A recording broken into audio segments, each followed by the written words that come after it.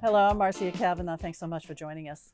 Well, we will be able to experience something this weekend that most of us have not seen for a few months, the inside of a restaurant. And we can even sit at a table, though with reservations. We will look at the week's developments as well as decision-making in the Cantrell administration, the recovery pace for the business district, and the latest from the legislature. We'll also take a special look at a series about the COVID crisis at some area nursing homes. Joining us are tonight's Informed Sources. Errol, Laborde, producer of Informed Sources. Jessica Williams, reporter of the Times-Picayune and New Orleans Advocate. Katie Moore, reporter and anchor at WWL TV Channel 4. And Tyler Bridges, reporter, the Times-Picayune, the New Orleans Advocate. And we are going to go over first to Errol. And, this week we heard from the governor, we heard from parish presidents regarding our moving into phase one and just sort of starting to reopen. What are they telling us? Well, ever since this issue broke out, we've made a couple of examples of how this is a classic example of the federal system at work, in that you have a role by the federal government, and you got these established state governments and then local governments. And the middle factor is the state government. And so the federal government established these recommendations, these guidelines, which are prepared by the CDC on how to re-enter. And they've been passed down to the state governments with the caveat that the state governments can take them and do what they want. I think at first, remember, the president thought he could just order them, and it doesn't quite work that way. But the state governments have taken it, for the most part in Louisiana, at least, they're following the guidelines from the federal government. And so last Monday, the governor announced that what a lot of people have been thinking was happening, that they were going to remove the home confinement. And there was a whole list of other things that could be done and couldn't be done. More businesses can be open now, that sort of thing. And so there's a little bit more freedom out there. But as has happened all along the way, that what is said for the state, Orleans Parish says, well, not so fast, that we're not ready, or we're going to throw in a few more rules and make it a little bit different.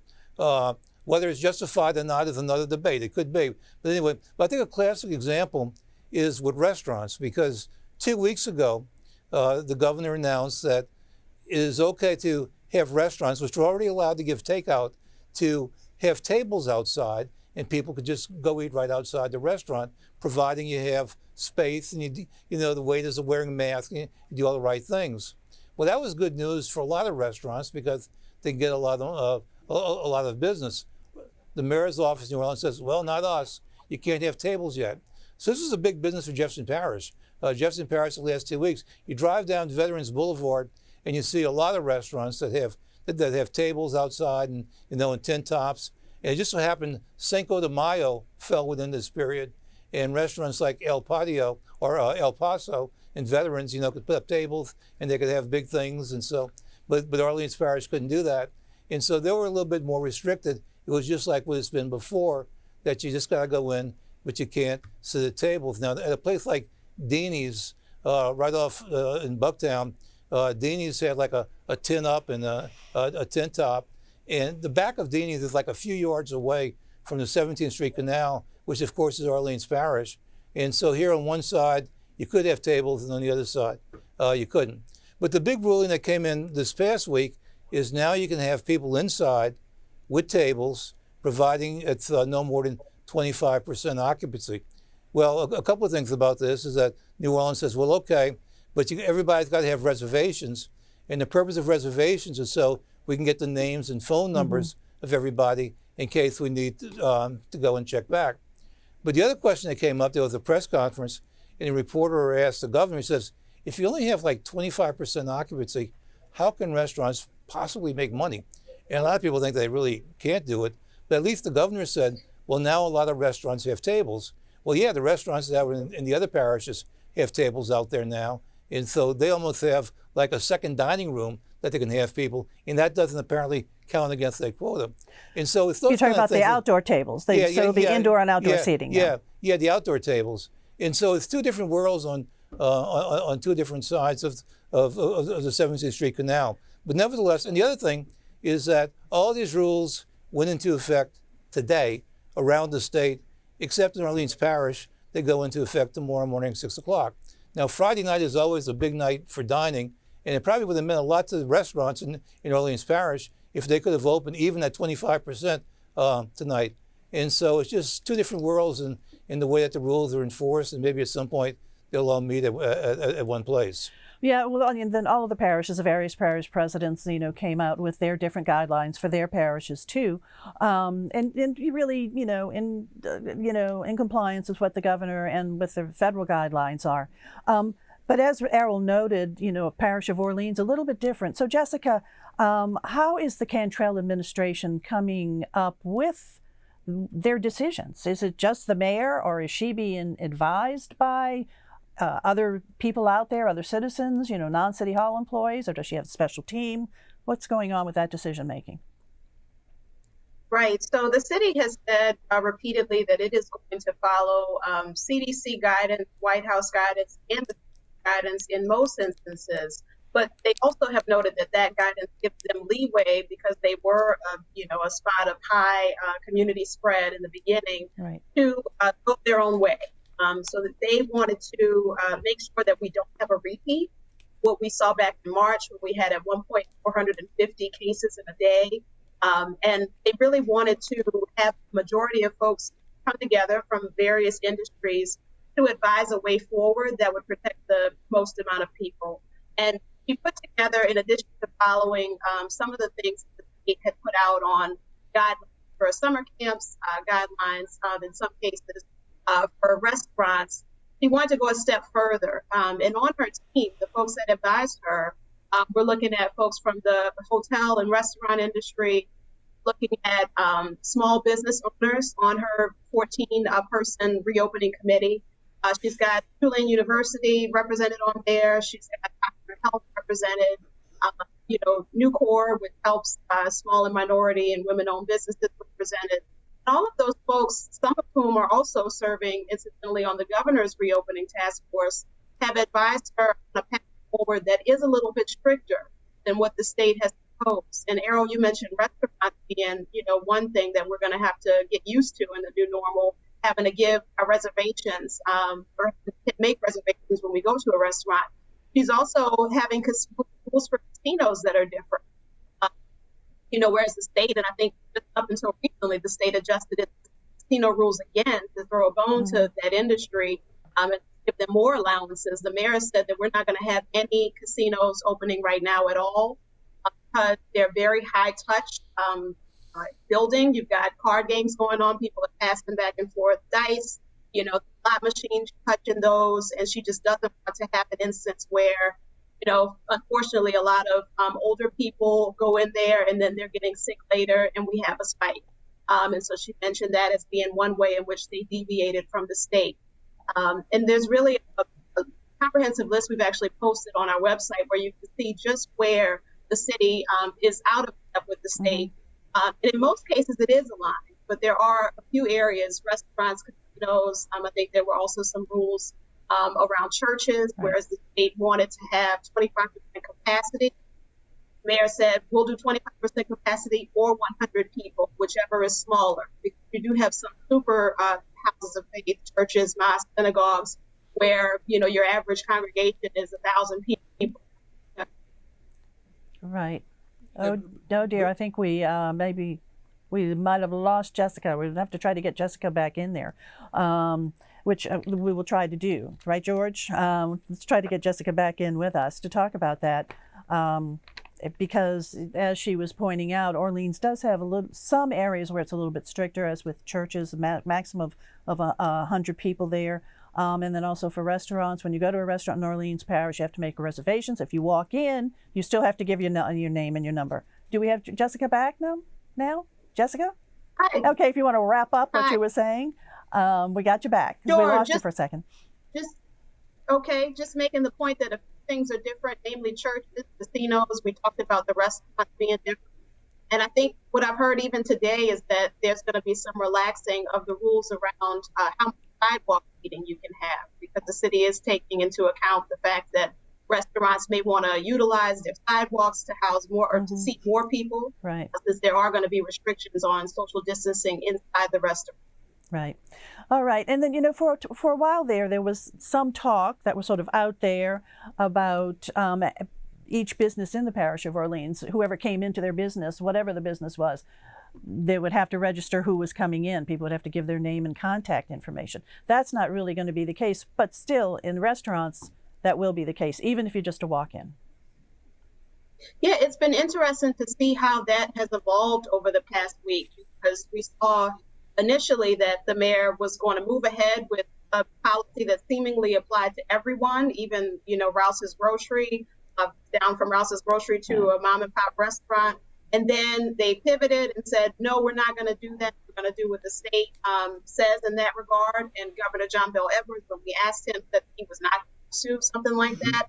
And then a day later, the city unveiled a smaller, less broad policy that only applied to restaurants, hair and nail salons, ride-sharing services, and a few other businesses where you are likely to have that close contact for an extended period of time, as opposed to making everybody, sign a sheet with their name and number every time they walk into, Home Depot or something. Right. Well, one of the challenges, certainly in opening up right now is, increasing the rate of infection again, which we don't want to see. But contact tracing is going to be really important, and that idea was part of making it easier for contact tracing. So we'll just have to see how all of this goes. Once again, it's another new world for us. Thanks a lot, Jessica. Tyler, going to go over to you now. Legislature is in session. I mean, everybody seems to really not be paying too much attention to it because we're so focused on this COVID crisis, but they have been meeting. So how are we seeing it? They have been.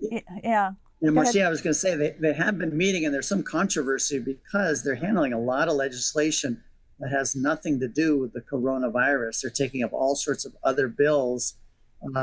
Today, Friday, they've spent the whole day, the House did, in session, really dealing with nothing dealing directly with the budget. So anyway, go ahead. I'm sorry. I just want to make that point. No, well, that's what I was sort of driving it to, is how is this session turning out for the governor? I mean, at the beginning of it, we thought we had a surplus and there were things he really wanted to push through. But now he has this coronavirus and then also a sort of partisan legislature. How is it going for him? Yeah, no, it's not going well for him. March 9th was the opening day of the session. And on that day, he outlined his legislative priorities. There was going to be more money for teacher pay, more money for K through 12 schools, for higher education, all sorts of things that he was wanting to do. And all of that, early childhood education, right? That was a major priority of the governor's. And all that has gone by the wayside. The state is now facing a $1 billion deficit for the upcoming year.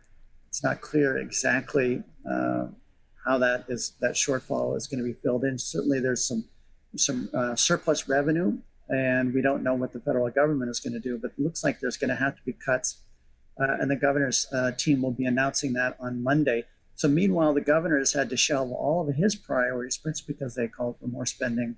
The conservative majority in the legislature, they really seem to be emboldened. In what way? I mean, what are they doing? Are they pushing through some things that maybe the governor is not too pleased with? Yes. So a bunch of parishes, coastal parishes, have filed lawsuits against oil and gas companies to get them to pay what the parishes say were the damages they caused to the coast from their drilling. Their measure to kill those lawsuits is moving forward. So is another measure that the governor does not support, that would make it ensure that insurance companies pay less money to people who are injured in car accidents. A measure was also approved in the legislative committee that would cut oil and gas taxes by a big amount, even at the same time that the state is facing a budget shortfall. Another measure would limit spending that would cost $200 million in additional cuts. So the governor is really playing defense, and he has really not had to play defense like this in his first 4 years as governor. Tyler, I want to mention, you talked about this issue about paying less money for damages in car accidents. Isn't there another level to this argument? Isn't this the whole TV lawyers argument that you have this whole industry, these lawyers you see on TV and who've been able to work the law in their favor? And no, absolutely, Errol. The business lobby, they spent a lot of money in last year's elections electing like-minded conservatives, and they have declared war on trial lawyers this legislative session. And at this point, the trial lawyers are definitely losing. And a big issue is that are the lawsuits that people would be filing if they're injured in a car accident. And you hear a lot of complaints about these TV ads by lawyers. And so again, trial lawyers are on the defense along with the governor this legislative session. Well, of course, the trial lawyers argue that this legislation is going to deprive people of their day in court. And there's different pieces of legislation that you say are moving through now that the governor is not necessarily in favor of. Are these going to become law? I mean, we only have about 2 weeks left in this session. Right. The legislative session ends on June 1st. The good news from the governor's point of view is that there's not enough time for the conservatives. If he vetoes, if any of these measures pass, and it looks like some of them will, the governor could veto it, and there's not enough time for him to be overridden in the calendar before 6 p.m. adjournment on June 1st. But again, it's really a stark reversal here for the governor from where things were when the legislative session began. He was fresh off re-election. He'd beaten Eddie Risponi. The budget was growing. The surpluses were giving all sorts of money available for what he calls investments in teacher pay or the early childhood investment, more money for colleges and education to continue to reverse the cuts made by Bobby Jindal. Mm-hmm. And that's all gone right now. And meanwhile, again, the conservatives seem to be emboldened. And there had been a split among the conservatives in the House over the selection of the House Speaker, a guy named Clay Scheck-Snyder. Scheck-Snyder formed a coalition with Democrats, actually, to win the speakership over another conservative who was more allied with the business industry. And ironically, the governor has been so focused on dealing with the coronavirus pandemic, that these Republicans have come together because there's been an absence of leadership by the governor, and doesn't have a strong team of Democrats in the House. All right, so we shall see what moves ahead. But you say $1 billion shortfall right now is what we're facing. That's from the Revenue Estimating Conference this week, right? Yes, that is right. And I should also say the governor, he's really been spending most of his time on the coronavirus, and in his meeting today with the press here in Baton Rouge, he expressed great optimism that the state will not have to go backward on this phase one gradual reopening. Of course, we all don't want to have to see things be reversed, and he is expressing optimism that the state will continue to go in the right direction. Okay, Tyler, thanks a lot. Let's now bring Katie into our conversation. And Katie and her colleagues over there at WWL have been doing some investigation into nursing homes in Louisiana and COVID. What are you guys finding? Yeah.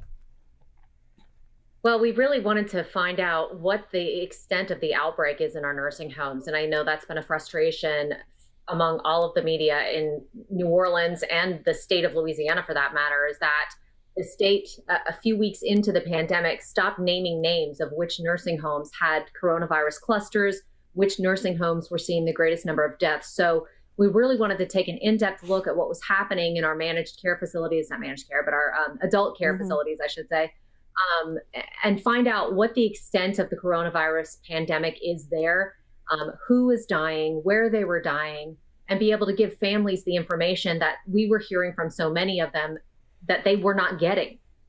So what we did in our first of our 5-part so far series called Standard of Care is I took death records from Orleans, St. Tammany, and Jefferson parishes, and really just kind of crunched the numbers and figured out where we were seeing the greatest number of deaths. And what I found was there are significant clusters of nursing home deaths over on the North Shore that nobody had been reporting on, including a nursing home called Forest Manor in Covington, where as of a couple of days ago, 29 people there had died and nobody had heard a word about it. So, I think this is something that the families are very, very concerned about. The rest of the public at large is concerned about, because it feels like those deaths are continuing in those adult care facilities. Now, the latest numbers that we got from the state show that the percentage of deaths out of the total in the state, the percentage of deaths in nursing homes is approaching 40% now. So it seems to be that the nursing homes are driving our death toll in the state. And so we wanted to find out, again, where those deaths were happening, where the cases were happening, so that we could let the families know. A lot of them were telling us that the nursing homes were not telling them either. So they would call sometimes, and the nursing homes would tell them, no, we're okay, your loved one's gonna be fine. And that just wasn't the case. So that's really what we wanted to get at when we started to really dig deep into this series. Now, of course, the Advocate's done some great reporting as well on the Veterans Home in Reserve, which has been phenomenal. And so Mike Pearlstein took a look at that situation there, where there were 28 deaths last count, and I think that number is probably significantly higher. We've heard the St. John coroner saying that he's pretty sure that the number is higher, but they haven't been able to prove it because of the testing situation. So Mike Pearlstein took a look at that. And then, of course, on Wednesday of this week, I had a report where we looked at a small psychiatric hospital that handles geriatric patients in Kenner. It's actually a facility that has 3 different locations, but we really kind of focused in on the Kenner one. And we heard from 5 current and former employees about the struggles that they're having with the pandemic. They had concerns that clearly stemmed from well before the pandemic, and the things that were causing managerial problems with the staff before the disease infiltrated the facility were just amplified. And it has some of those employees questioning whether or not all of the people who have died of COVID in that facility really had to die. And so that's been the series that we've had so far. Tonight, I'm going to be talking about what it's like for the people who are going through this, the family members of the people in the nursing homes, the people in the nursing homes themselves. There are just a tragic number of stories that we've heard from people who are dealing with this situation. And the death toll is shocking. The impact on these families is shocking. It's disturbing, but it's something that people need to see, because those are the places that are really being impacted by this pandemic most substantially. 40%, you say, you're finding about 40% of the deaths from COVID in the state of Louisiana have occurred in nursing homes. Of course, they're a very fragile population to begin with, but just sort of quickly, what's the state doing about this?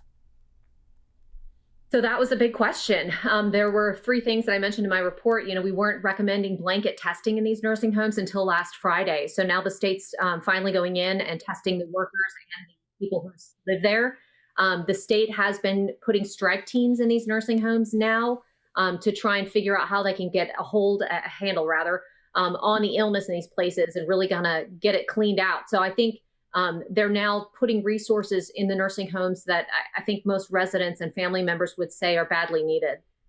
Katie, is it possible that in the early days of this, before everybody was so aware of COVID, that some people may have been died and judged to have died for some other cause other than COVID before everybody was so aware of it?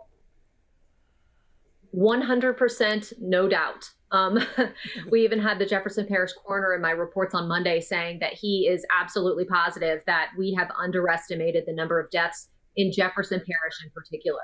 So I think that's something that could probably apply to many other parts of the state, especially Orleans, where we saw our first case. Right. So you all are continuing the series, and if by chance you've missed it, it's online, right? All of the different parts are online at WWLTV.com. Is that correct? And it's called Stand. Absolutely. We're putting them in one big place so everybody can take a look at all the different parts and pieces of this series. Because this really is concerning. Thanks a lot, Katie. All right, let's wrap up with you, Jessica. We are now about to, either today or tomorrow morning in Orleans, and go into phase 1. Let's hope it works. Apparently, according to Tyler, we heard the governor today say he's confident that it will. But what if it doesn't? What will we face if it does not? Yeah, that's been something that I've been trying to understand since the city announced that they were going to move into phase 1, is just what prompted us to revert back to where we were or where we are now as of 3:36 on Friday, and what sort of markers would we need to hit in order to go into phase 2? And so what I've learned is that New Orleans could tighten the restrictions. The mayor's like that she could turn on and turn off if there is a persistent spike in new cases. And the number that the city is looking at right now is a rolling average of 50 or fewer cases in any 1 3-week period. And if that picks up considerably, the city could say, okay, let's look at what we're doing. Maybe it's a piece of the restrictions that we could tighten down on. Maybe it's all of them. Maybe it's one particular, one benefit of the contact tracing help that the city is doing in New Orleans to allow the restaurants or require the restaurants to take reservations, that you can see on a given day who all was in and out of that restaurant. Mm-hmm. So if we do see a spike in cases and the contact tracers begin to do their job and they find out that, okay, out of the 10 people that were infected this week, all of them ate, at Superior Grill on St. Avenue. So maybe there's an issue there. Maybe the social distancing isn't happening in the way that it should be there. Maybe the masks should be worn more often than they are. So the city can then dig deep into that one particular establishment and encourage them or require them to tighten their rules, opposed to shutting down the whole, requiring that all restaurants not have any indoor seating at all. So that's one benefit that the city has said is able to drill down deep the further restrictions that they put in place in New Orleans. I mentioned the 50. The city is also looking at early warning signs. So the city is monitoring calls to EMS with people reporting flu-like symptoms. If it sees a big uptick in those, then that could be an early warning sign that we may see more cases or more hospital admissions later down the line. Okay, so we'll be watching closely. Okay, guys, you're going to have to tell me real quick. What's the first place you're going to want to go to now that's opening up? Errol, start with you. Quick. The barber shop. Haven't had a legitimate barber shop since before Mardi Gras. Okay, let's go over to you, Katie. I'm with Errol. I'm getting my hair cut and colored this weekend. I can't wait. And my kids are done with school. Praise Jesus. All right, Tyler, you?